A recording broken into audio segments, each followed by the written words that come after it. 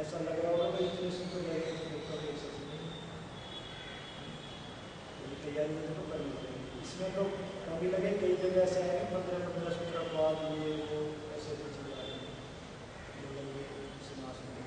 किंतु महर्षि पाणिनि ने स्वर सिद्धि दी, तो जब उन्होंने स्वर सिद्धि दी है तो हम भी करने को नहीं कर पाएंगे। ये कह के तो नहीं बचा जा सकता कि स्वर की महत्ता, स्वर की बहुत बड़ी महत्ता। अब स्वर की महत्ता कैसे है? शैव निवास है, कहाँ का सूत्र है? स्वयं प्राप्त नहीं। इसके दो अर्थ कौन कौन से?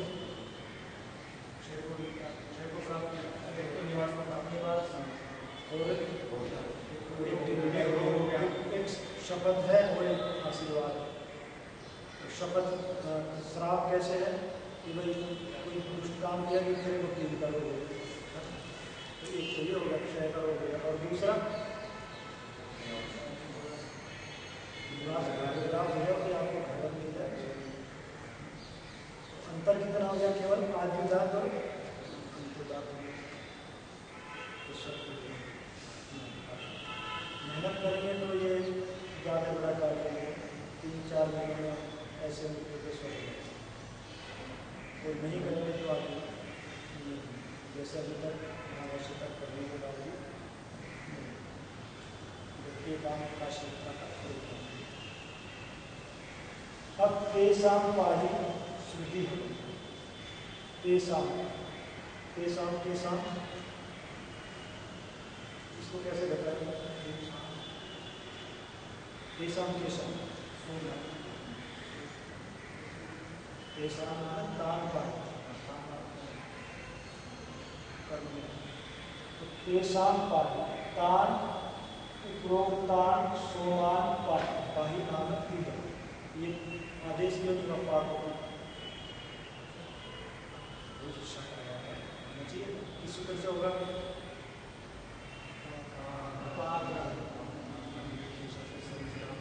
क्यों नहीं हुआ?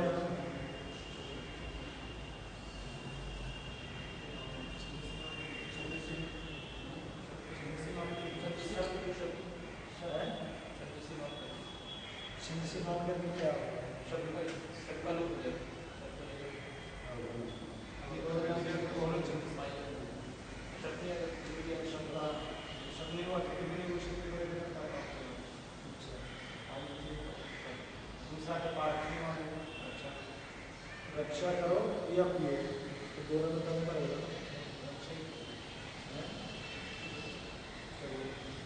तो इसको निधान कैसे होगा? कार्य स्वर के पूर्वक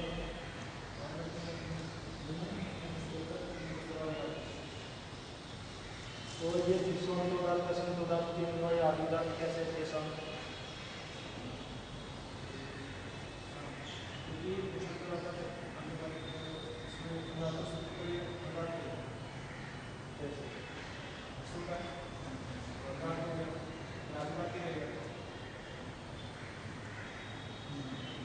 तेसाम पाही सुधि भाग, सुधि कौन से लकार का, कौन से धातु का निकला, कौन से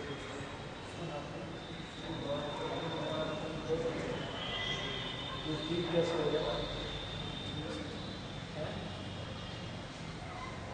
हर चीज में छंसी बहुलम छंसी घटेगा सूत्र भी, जो कुछ याद ना हो तो बहुलम छंसी वा सर्वान छंसी भक्ति हम ऐसे निकलेंगे सूत्र भी ऐसे। अब देखिए आप लोग याद कैसे दें, दीर्घ करने का एक ही प्रकार पूरे से है कहाँ? पूर्व से अवस्थी करो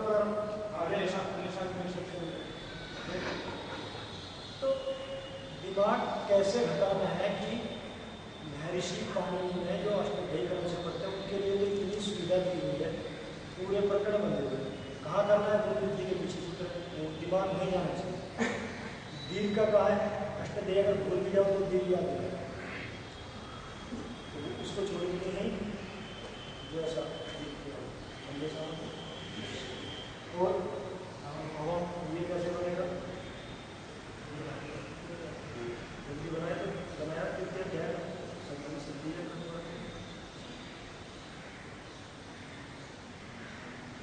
बोलो तो रिद्वारा बोलो भाई, और वैसे तो विदुरक को होगा ही, भावे सदस्य भाव में है, सब तो ये जब करते हो आह्वान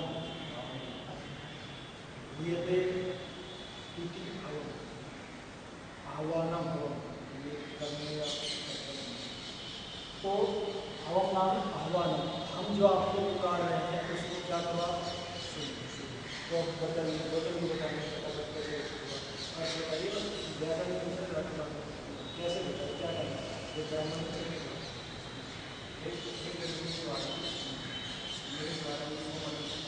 शब्दों को जोड़ना क्या करते हैं बताओ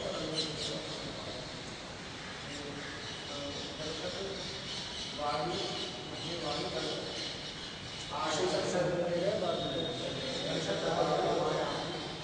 ये कौन से सूत्र से पता लगा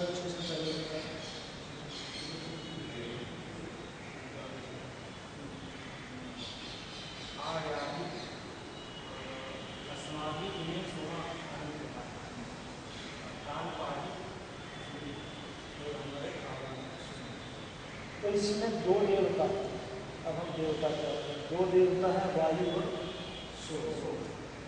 अब वायु कहाँ रहता है, जब तक हम इसको नहीं जानेंगे तो हम वायु ना हमारे पास आएगा, पास से हो सकता है गुजर जाए हम पहचान। फिर वायु क्या है, निरुक्ताना ने कहा तीसरे देवता, तीन देवता है, अग्नि द्वितीय स्थान है, वायु व इंद्र व अंतरिक्ष स्थान है, और सूर्य आदित्य स्थान, आदित्य जो है द्विलोक है। इससे क्या सिद्ध हुआ कि ये वायु जो है ये अंतरिक्ष की बात ना की जाती है। और सोम कहाँ रहता है, क्योंकि सोम कहाँ रहता है तब नहीं जाने तो वायु का उसका संपर्क संबंध नहीं ढूंढना, उनका तो संबंध नित्य है, हम नहीं। तो स एस नक्षत्राणाम उपस्थे सोम आदि, नक्षत्रों की गोद में सोम रहता है।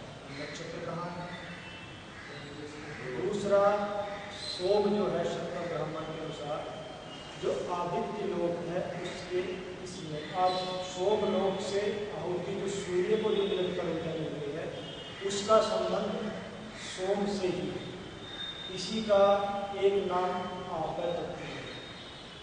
और इसका देवता मुख्य रूप से जो प्रकटीकरण इसका देवता है वो चंद्रमा, चंद्रमा वही सोमा।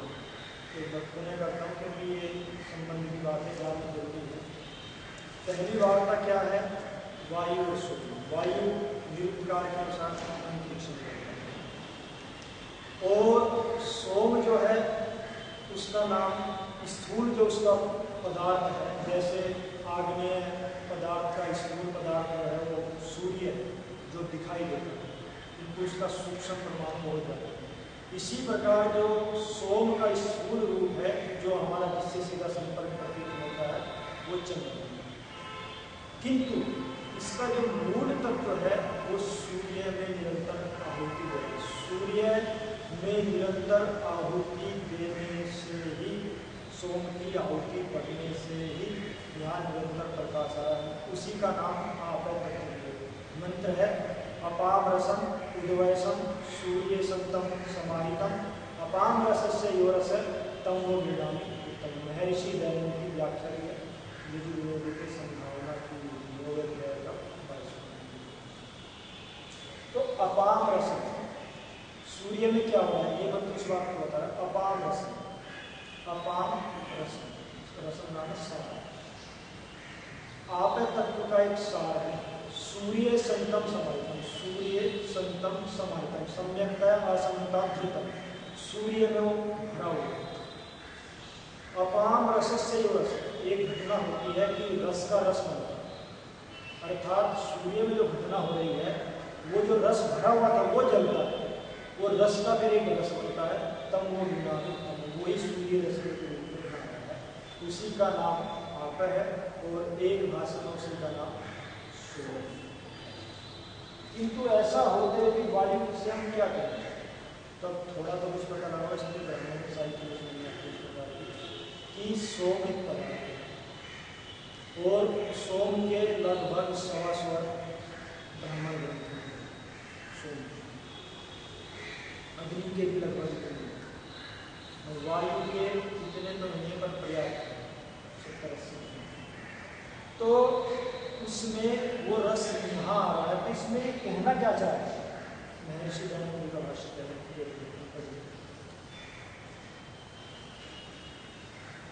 क्योंकि परमात्मा ने सभी देवताओं का महाभाग्या देवानाम एक आत्मा भोगस्तु कुछ ऐसा देखने आ गया है। परमात्मा तो है आध्यात्मिक का तो इसका करें, किंतु यदि इसका आधिदैविक यदि वैज्ञानिक अर्थ करेंगे तो कैसे करेंगे उसको चर्चा हम बोले पदार्थ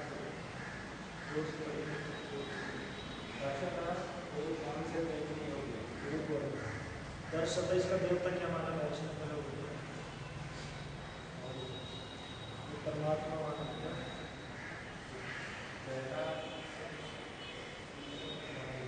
चलो बोल रहा हूँ समझ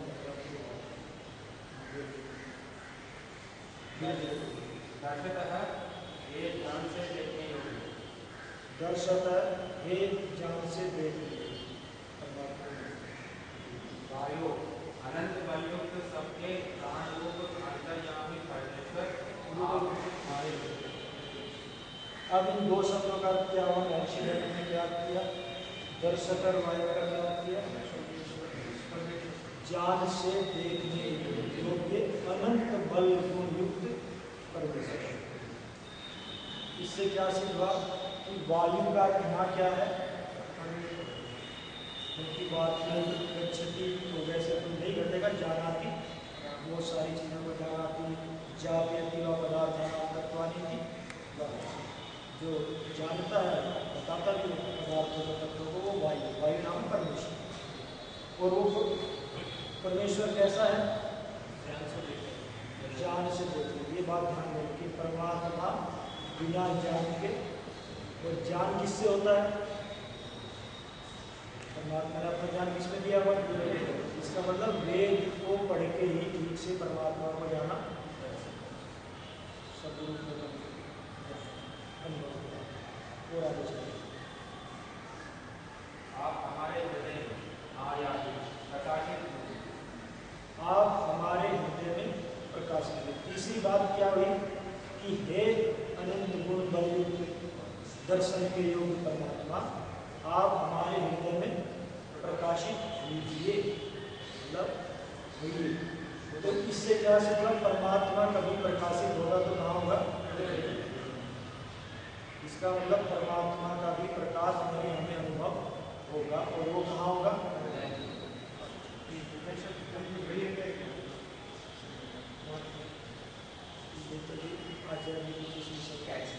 ये हृदय पूछने की किस हृदय की बात करो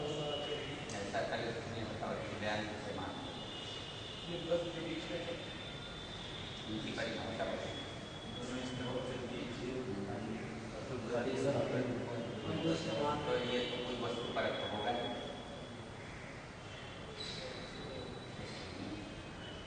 दर्शनीय स्थान होगा मूली है ना इस स्थान का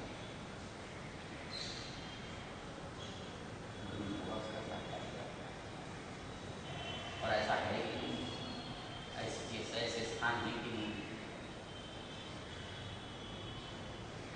ऐसे स्थान है कि नहीं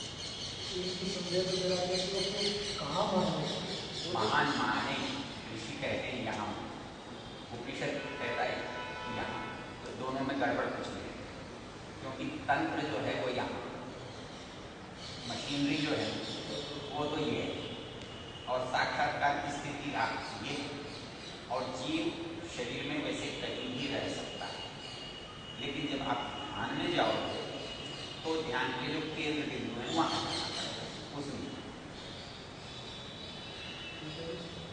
अब आप बता दो सर, मैंने इसमें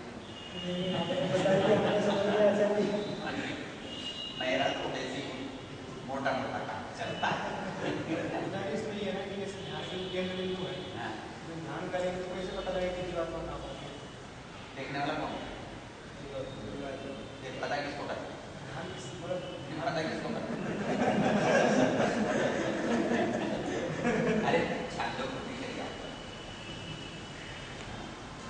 वही तभी वो बहुत इतर इतर पश्य इतर इतर शृणोति इतर इतर जीवति इतर इतर मनोति यदा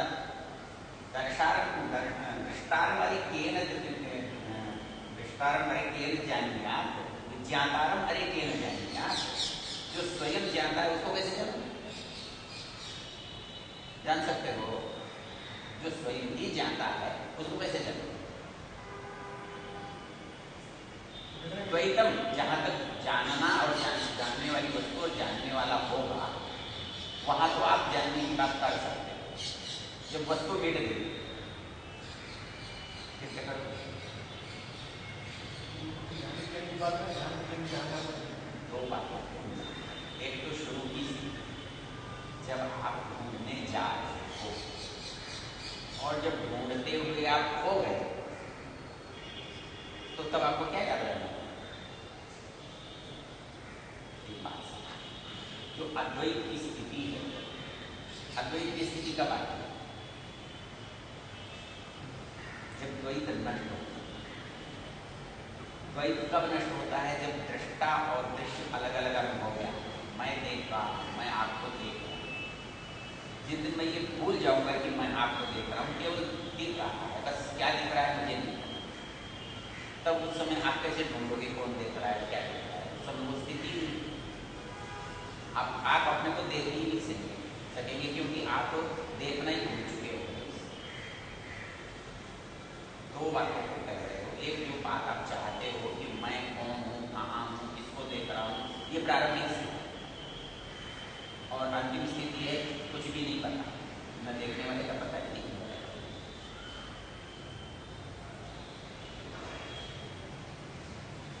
ठीक है, जब आप अपने आप को देखोगे और वो सारी अनुभव में आ जाएगी, बाकी जो बातें आपने कोशिश करें।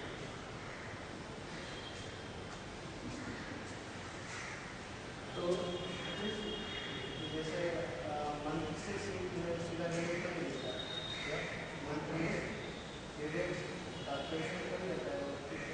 वही आया जो वही है ना, अल्प सुरता की होती है। महर्षि जो भी अगर करते हैं वो ऐसे नहीं करते, बहुत सुनी सर्वशास्त्र तो करना चाहिए, उन्होंने संबंध जोड़ के वो अर्थ किया, क्योंकि उसका प्रकाशन कहाँ हो?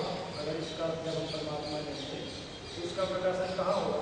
तो अनेक ग्रंथों का जो सार उनके दिमाग में और मंत्र तो इस बात को नहीं कह सकते, किंतु संबंध मेधा क्या है या आपके धाम दे रहा हूँ, संबंध जोड़ने की कैसे घटे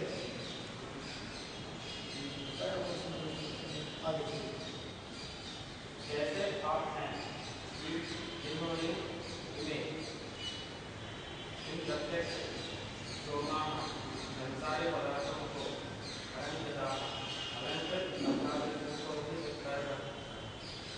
तो आप ऐसे हैं जिन्होंने इन संसार के पदार्थों को सुशोभित कर रखा है। इससे क्या सिर्फ ये भी सिर्फ ईश्वर ने जब ये पदार्थ बनाए तो सुशोभित करके व्यवस्थित बनाए। ये दुर्घटनावशात जैसे आधुनिक वैज्ञानिक कहते हैं कि एक बड़ा सूर्य नेबुला के पास से गुजरा और टकराए, बड़ी एक्सीडेंटल केस है। व्यवस्था है तो कोई व्यवस्थापक, तो वही व्यवस्थापक ईश्वर है। तो सोमा का नाम सोमे का सोमा का इसने क्या किया है? निर्वचन से भी निकलता है सूर्य अभी सूर्य ऐसे सोम, तो सबका विश्व प्रकृति से महत्व बना, तो उससे वो बना, उसका निचोड़ वो बना, उसका तो वो सांसारिक पदार्थ आपकी उन पदार्थों के इससे की रक्षा भी कीजिए और हमारी स्थिति को आप इनकी रक्षा भी कीजिए, जो बनाता है उसका कर्तव्य योग से तो वैसे है, वैसे पर यहाँ घटता है कि योग मतलब पदार्थ की उपलब्धि है और क्षेम जो उसकी रक्षा करने तो जिसने बनाया आप इसको रक्षित भी कीजिए और हमारे आह्वान को सुनिए। तो क्या आह्वान किया है? रक्षा के आह्वान को सुनिए। वही तो बताइए क्या क्या प्रार्थना किसी या तो प्रार्थना तो से पूरे नहीं पर कोई अलग से बात नहीं बताएंगे कि हमारे इस भाव को सुनिए।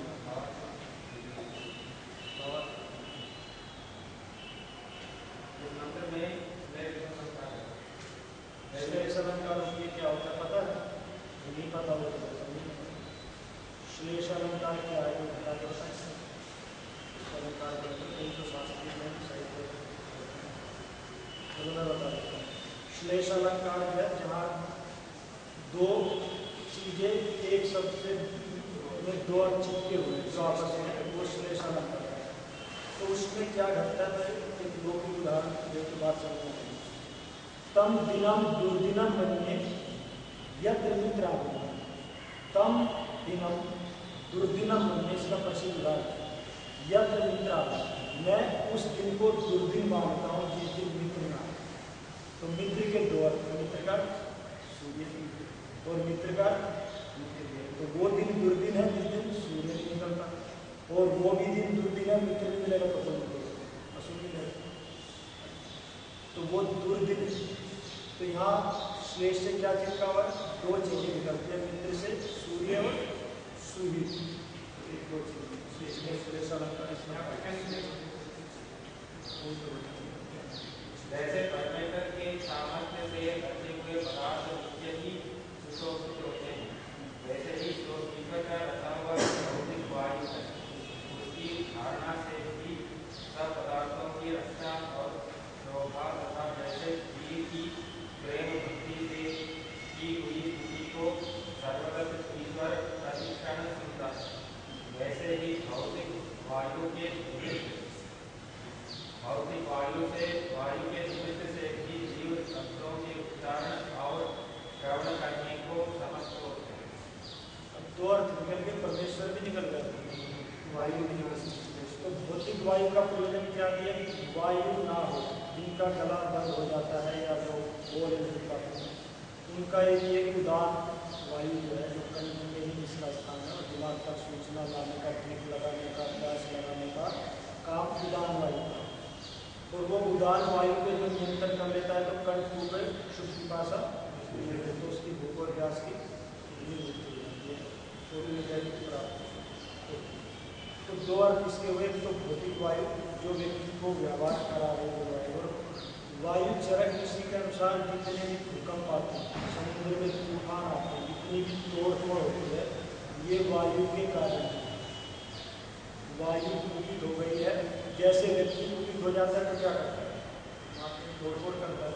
तो वायु कुपित कर दिया परमाणु का विस्फोट करके बड़े बड़े कचरे डाल के कंपनियां लगा के और अमेरिका में क्योंकि सबसे ज़्यादा कार्य हुआ है इसलिए तूफान भी सबसे ज़्यादा क्योंकि वायु पिछले कभी नाम भी तूफान का इन्होंने नाम भी रखे और जापान के अंदर भी स्थिति है क्योंकि वहाँ भी बहुत है।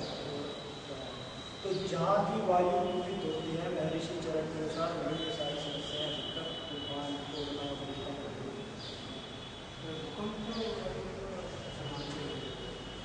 वैज्ञानिक क्या मानते हैं अभी उनका ज्ञान अगर शास्त्र की दृष्टि से देखो तो जब पुरुषार्थ किया वो धन्यवाद पर वो अभी प्रतिशत नहीं है वहाँ तक पहुँचने के लिए बहुत वर्ष चाहिए जो वो तो अंतरिक्ष में वायु नहीं मानते वायु का सूक्ष्म स्वरूप की जो बात है देवता के मूल तत्व को बताया अग्नि पृथ्वी स्थान है। तो ये जो हम मन की अग्नि करते हैं ये करते हैं ये उसका स्थूल रूप और सूक्ष्म रूप जो पृथ्वी की नाभिक है। अगर आप इस पृथ्वी को खोलते रहेंगे 2-4 किलोमीटर नीचे तो अग्नि बनेगी भयंकर अग्नि बनेगी क्योंकि वेद भी ऐसा कह रहा है विद्युत भी ऐसा कह रहा है तो और दिखाई भी देता है कभी कभी लावा निकलता है तो अग्नि और सोना भी अग्नि का एक प्रकार से तत्व है उससे बनता है वो सफल राम और भविष्य में यदि कुछ ऐसा रहा हम लोगों ने कुछ प्रयास किया या वैज्ञानिकों ने किया तो भविष्य में ना तो परमाणु ऊर्जा की जरूरत पड़ेगी ना कोयले की ऊर्जा की जरूरत पड़ेगी, क्योंकि पृथ्वी जो है अग्नि गर्भा है। अगर वहाँ से हम विद्युत बना लें तो मुझे नहीं लगता कोई समस्या होगी, क्योंकि ऐसा शास्त्र में विद्युत कहाँ कहाँ से बनाई जाती है। ऋग्वेद के दूसरे मंडल का पहला सूक्त, इसमें सब कुछ वर्णन है कि यहाँ से, जलों से, वृक्षों से, वनों से, और ये जो विद्युत कड़कती है बादलों से विद्युत, तो इसको ये संग्रहण कर लें तो खत्म नहीं हो जाएगा। इनका विज्ञान अभी तक वहाँ तक नहीं पहुँचा, पर इनका पुरुषार्थ को धन्यवाद हम कहते रहे, इन्होंने बहुत कुछ कर। तो ऐसा नहीं है कि सैद्धांतिक दृष्टि से किसी को अपनी बातें नहीं समझा सकते, वो मुझसे बात है, इतना भी बड़ा वैज्ञानिक बात है। अग्नि क्या है, सूर्य क्या है, उसमें क्या हो रहा है, वायु क्या है, हम अपनी भाषा में उनके दिमाग को संतुष्ट कर सकते हैं कि ये हमारी दृष्टि में सूर्य में ये हो रहा है, जैसे मैंने बता दिया। अब आप उसको अपनी भाषा में जोड़ें, हम उसको आपकी भाषा में नहीं बताएंगे, हमारी ये भाषा है, ये घटना हो रही है, नहीं हो रही है। ऐसा बिल्कुल भी नहीं है कि जो वैज्ञानिक कहते हैं वही सत्य है, इनका बदलता रहता है। पुरुषार्थ बहुत ज़्यादा करना सत्य की गहराई है, जैसे बदलता है आगे अपना भी बदल लेते हैं। तो ये था। अब वैज्ञानिकों में देखिए आप, एक वैज्ञानिक पहले मान लेते कि वो ब्लैक होल वाली चर्चा चल रही थी, अब दूसरे वैज्ञानिकों ने लगभग उसका संकेत हो चुका है। वर्षों तक उसके ऊपर पुस्तकें लिखी गई, साहित्य लिखा गया, प्रचार किया गया, पढ़ाया गया, और अंत में क्या हुआ? मैं वो कह रहा हूँ, तो वर्षों तक जो साहित्य लिखा गया था, वर्षों तक जो पढ़ाया गया था, वो क्या होता, क्योंकि वो वस्तु तो थी। तो इसलिए इनकी बात को पूरा ध्यान दें, हमारा नहीं, क्योंकि नीरजस्तमा ऋषि, जो ऋषियों ने शास्त्र लिखे वो नीरजतम है, समाज में लिखे हैं, जिसके अंदर सत्य होता है उस सत्य के सिवा कुछ लिखते नहीं। और परमात्मा ने जो ज्ञान दिया है, ये क्यों सत्य है? क्योंकि वो सर्वज्ञ है, ये किसी मनुष्य ने तो बनाया है। इसलिए हम तो अपनी बात को रखने का समझते हैं, इनकी बात जो मानने वाले तो मानते हैं, बाकी हम ऐसा कहें कि वो ऐसा मानने तो ऐसा जो अनुकूल होता है वो ठीक नहीं करेगा। अपनी तरफ से